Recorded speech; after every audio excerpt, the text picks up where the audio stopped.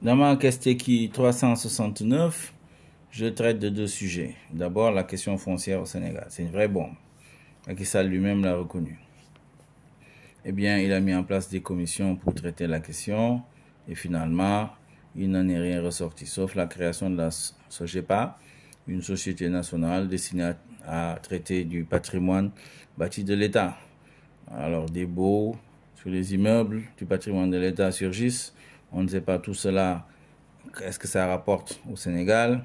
On ne connaît pas également la valeur du patrimoine bâti de l'État. Mais celui qui est derrière toutes ces manœuvres, c'est Amadou Ba, qui va être président de la République du Sénégal. Celui-là qui était prêt à accompagner Macky Sall jusqu'en 2035, directeur général des impôts et domaines. Il est au cœur, aujourd'hui, de ce qu'on peut appeler la bombe foncière ici au Sénégal. On se demande vraiment s'il n'a pas l'intention, en voulant être président de la République du Sénégal, fait exploser cette bombe foncière. Donc il faut l'arrêter immédiatement. L'autre point que j'ai abordé, c'est évidemment la situation politique au Sénégal.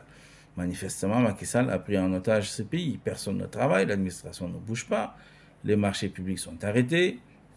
Tout le monde attend qu'il désigne comme un roi son successeur à la tête de Benno Bokk Yakaar, le candidat de Benno Bokk Yakaar. Manifestement, donc, ce n'est pas une coalition démocratique.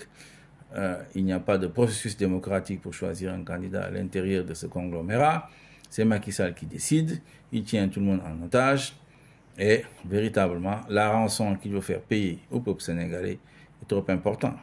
C'est pourquoi on lui dit, Monsieur Macky Sall, 2024, préparez la passation de service avec MLD 2024. En attendant, libérer Sonko et les détenus de Pastef, organiser une élection présidentielle transparente et dites au revoir au peuple sénégalais. Voilà ce que je vous dis. À très bientôt.